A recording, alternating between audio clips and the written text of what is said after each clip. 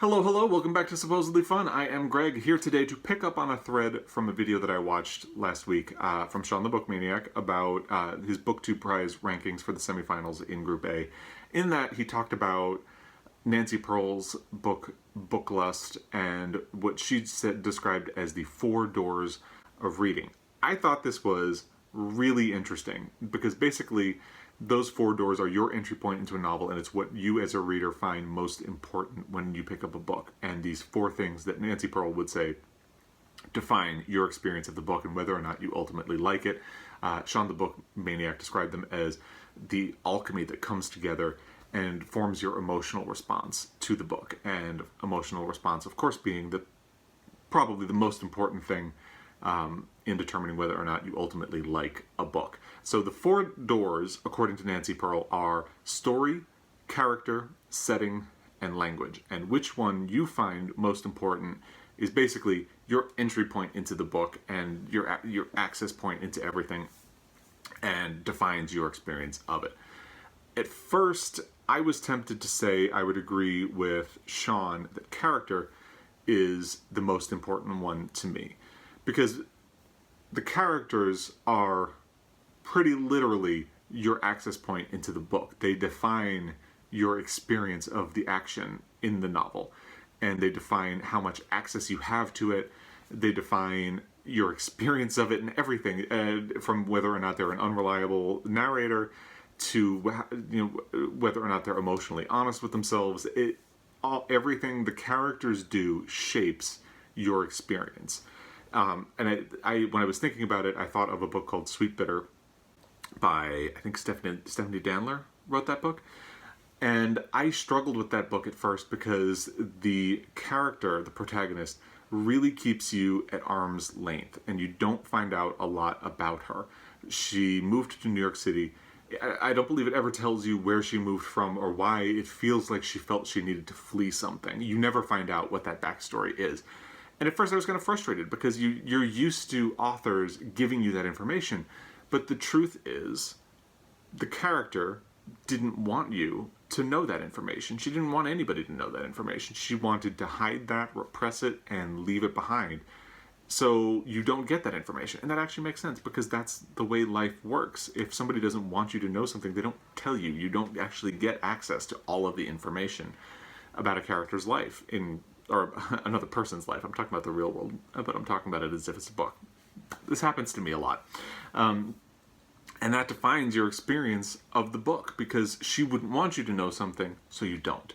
And I think of The People in the Trees by Hanya Yanagihara as well, which is ostensibly a biography, but there are footnotes from the colleague of the person who the fake biography is about, where he will interject pieces of information. And he himself becomes a character through this, and then, no spoilers, but at the end, he includes a chapter that he had originally redacted. And to me, this becomes a question because the crux of the book depends on that chapter that was redacted. But in the real world, if somebody wants to redact something, they're not going to give you that information. So the experience of both Sweet Bitter and this book are defined by the characters and how they act, what information they choose to withhold, and what information they choose to give you. And I haven't even gotten into the question of likability when it comes to characters, because likability can be a huge factor in whether or not you like a book. Having some kind of a connection to the characters, something relatable about them, or at least just understanding where they are coming from. Those can be huge in whether or not you like a book. Sometimes having an unlikable protagonist or just unlikable characters doing awful things that you disagree with makes you angry and makes you check out of a book, and there's no denying that can be the case for a lot of people. For me, it's kind of a mix. Sometimes an unlikable character can actually be interesting to me. To me, having an unlikable character then becomes a secondary question to the story, because if they're unlikable in a way that services the story, I'm okay with it. We'll get more into the idea of story in a moment. So it would make sense that character would be the most important thing to me. However, I was thinking about it, and I feel like the most common complaints I have about a book actually deal with the story. Whether or not something feels realistic, whether or not something feels relatable, whether or not it feels... nothing makes me more angry than feeling like things in a book are only happening because the author is putting pieces on the chessboard so they can then move them around. And then the characters aren't making organic decisions so much as they're doing what the author thinks they need to do in order to move the plot forward. And I hate that. So nothing will check me out of a book faster. For instance, An American Marriage, Tayari Jones, I feel like nothing in that book would happen. The plot would just not exist if Celestial had chosen to deal with anything head on. Instead, she's extremely passive, and that doesn't feel like a natural choice so much as it feels like the author needs the book to progress in a certain way, and that requires Celestial not to be honest, not to face up to anything, and to kind of simper her way through the book until things come to a head. And that infuriated me as I was reading the book. I mean, there are other reasons I didn't like An American Marriage, but that comes to mind. And I feel like that is actually the thing that will check me out of a book, because I want things to feel organic. I want to feel like the character is making a decision and reacting to the world. So that kind of involves character. All four of these things are tied together. There's no denying that. But I think it's the story itself that is actually the most important thing to me, followed closely by character. And like I said, nothing will check me out of a book faster than feeling like it is being manipulated, or that I am being manipulated for emotion. I talked about this a lot when I did my review of Bianca Moraes. Oh God, I'm blanking on the book because I hated it. If You Want to Make God Laugh, that was the name of it. Part of what I hated about that was that it feels like the characters aren't behaving naturally. They're behaving in ways that will cause maximum emotional devastation for the reader. And I resent feeling like I am being manipulated like that. And it's funny that I complain about not wanting to be manipulated in my reading life, because reading a book is inherently asking to be manipulated. Every novel is a manipulation. Every author is a manipulator in a certain way. Because these stories are artificial. They are designed to elicit a response in you. I think the questions to ask when it comes to manipulation in a book are the author's intent and how it's done. And I think those are the things that make all the difference. Because again, it's all manipulation. The question is really just a matter of degree. So in that regard, story is absolutely the thing that is most important to me. Character is a close second.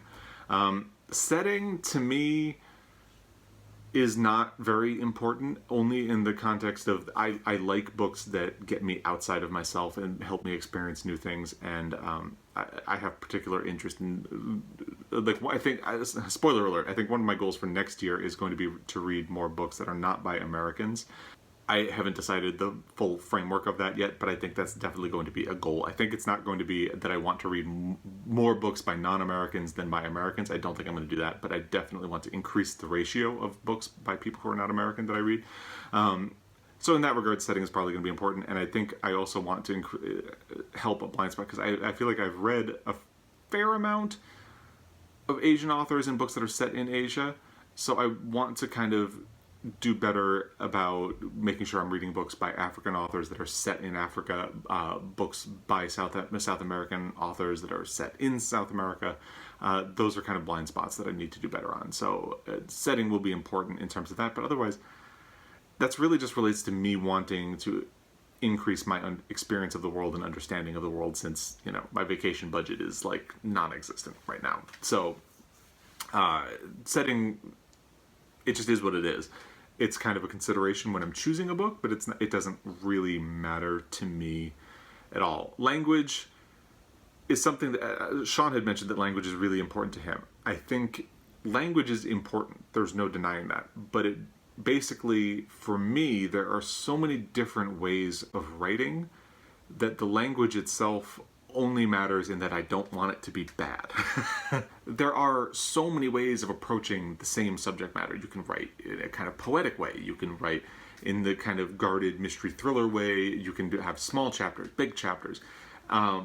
There's so many decisions that you can make in language, and to me, all of them are interesting if they're done well. So the central idea to me about language is that it just has to not be bad.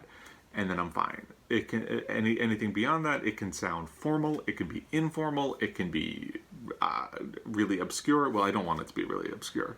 That's part of why, say, Thomas Pynchon, Gravity's Rainbow. Part of why I have resisted reading that book, or Ulysses by James Joyce, is that I hear they're really inaccessible. You have to really sit and think about it and work your way through them, and I don't want to have to try to do that much work. So in that regard, language matters. All of these things matter to a degree. I just think, for me, story is the number one, character is the number two. I would probably put language at my number three, because it definitely matters. I mean, language is literally the vehicle that delivers the story to you. So character can shape your experience of it. The story is what it means to you and to anybody else reading the book. But language is the vehicle, and that is important. I don't know what setting is in this example that I'm setting out here. So I think that just makes it clear that setting is my number four. The least likely thing to impact a book for me, or my experience of a book. So I just thought this was a really interesting idea, especially as we all on BookTube talk about reading, our experience of books, and I thought this was a very interesting way of framing how we make these discussions. So I would be very interested in hearing what you think about these four doors of reading, and what you think your most important one is, and what you might think your least important one is. And if you disagree with me completely and you think setting is the number one, please tell me. Explain to me why, because I can't even quite frame an argument like devil's advocate for why it would be important. I guess that's how unimportant it is to me. So if it's important to you, please help me figure that out. So yeah, absolutely. Comment down below with your experience of these, what you think about how you experience these books, and which ones matter to you. I will be back again. Thank you for your time, as always, in watching this video. If you are already subscribed, I really appreciate that. If you are not subscribed, I hope you enjoyed this enough to follow along in the future. And I'll be back. Until then, happy reading.